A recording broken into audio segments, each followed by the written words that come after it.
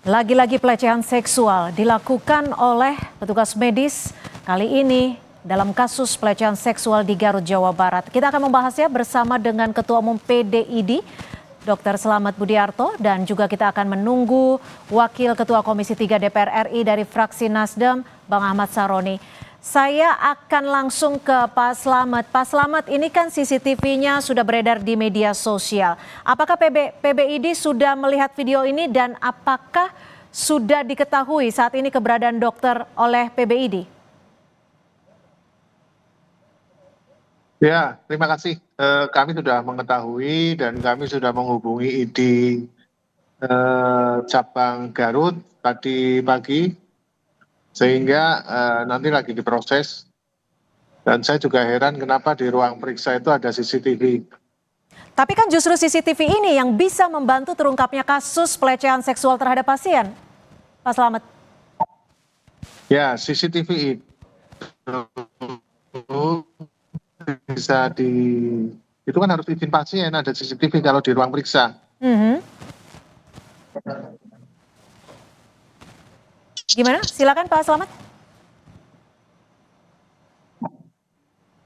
CCTV itu biasanya itu di luar ruang periksa. Kalau di dalam ruang periksa, maka dia harus mendapat izin dari pasien karena itu kan rahasia kedokteran. Tetapi apa yang dilakukan oleh dokter tersebut ya saya kira kalau memang benar kita prihatin lah karena itu melanggar kode etik kedokteran. Tapi gini, Pak Slamet, di luar ataupun terkait dengan keberadaan CCTV, tapi di sini sudah tampak bahwa peristiwa tersebut terjadi pada tahun 2024 lalu. Apakah PBID sempat mengetahui ataupun mendapat laporan terkait informasi ini? Sudah mendapat informasi Kapan itu, dari Pak media Slamet? sosial dan 1 hari yang lalu ya kalau nggak salah. Kan itu sudah viral mulai hari kemarin ya. Hari tadi kita sudah menghubungi Ketua ID cabang Garut untuk menindaklanjuti tersebut. Dan saya kira itu tidak bisa dibenarkan ya kalau memang dokter terbukti melakukan hal tersebut karena itu melanggar kode etik kedokteran. Kalau ID sendiri menemukan dugaan pelecehan seksual, apakah sudah dipastikan terkait hal ini? Ya itu kewenangan kepolisian ya untuk membuktikan bahwa itu terjadi pelecehan seksual. Kita hanya mengundang dokternya, terus pasiennya juga kalau ada pengaduan kan gitu kan. Jadi kita menunggu hasil dari kepolisian. Kalau dari PBID sendiri sudah memanggil dokter yang bersangkutan? Mestinya ini kan di cabang ya di Kota Garut, Kabupaten Garut. Saya kira di cabang sudah mengundang, sudah memanggil untuk dilakukan klarifikasi. Untuk izin prakteknya sejauh ini seperti apa? Nah, saya tidak tahu itu kan kewenangan Kepala Dinas Kesehatan ya. Nanti bisa ditanyakan ke Dinas Kesehatan setempat yang mengeluarkan surat izin praktek. Pak Slamet, jika kita tetap masih menunggu hasil penyelidikan dari kepolisian.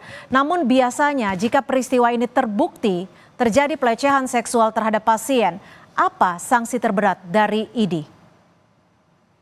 Sanksi terberat ya secara hukum, apakah masuk kategori perbuatan kriminal atau bukan.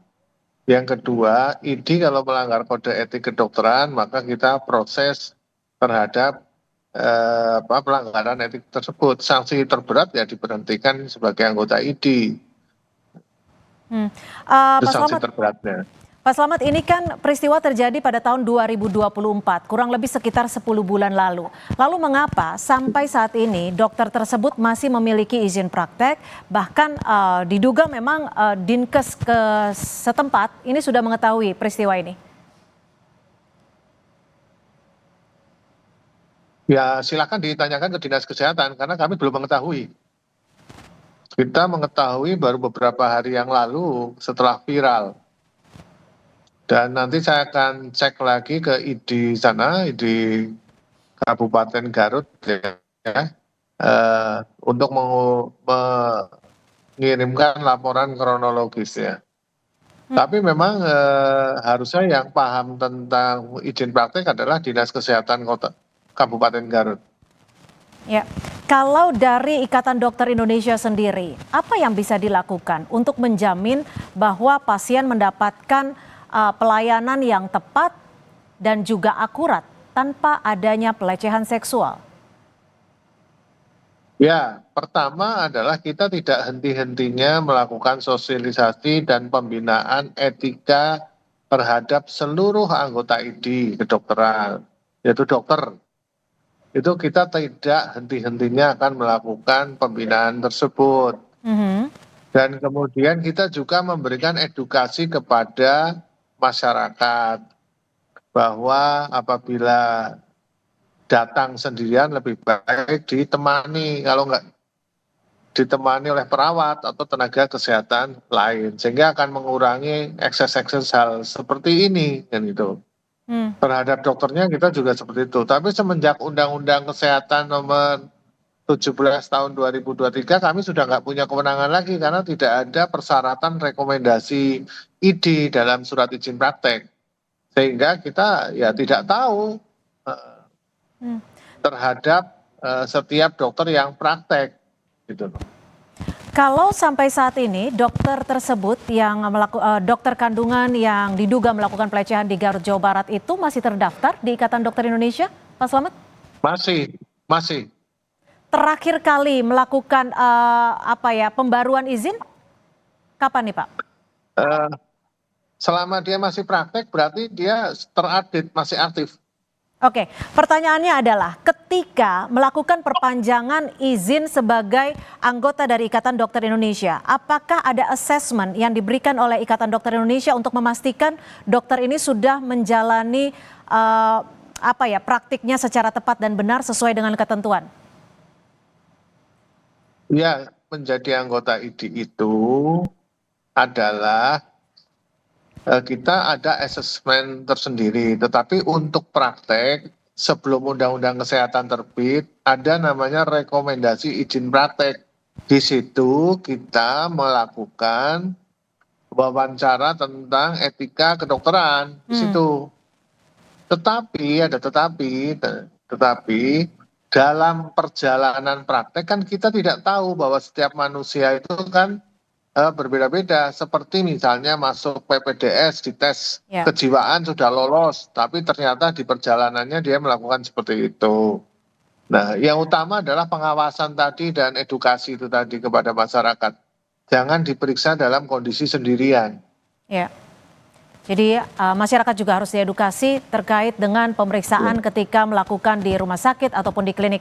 Terima kasih Ketua Umum PDID, Pak Slamet Budiarto, sudah bergabung bersama kami di Kompas Petang. Selamat sore.